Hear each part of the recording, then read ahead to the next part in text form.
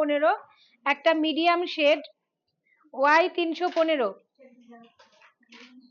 একটা পাতলা প্রো আর্টের কনসিলার ব্রাশ নিয়েছি, খুব পাতলা, দেখো প্রোডাক্ট ভীষণ কম ওঠে। কেমন?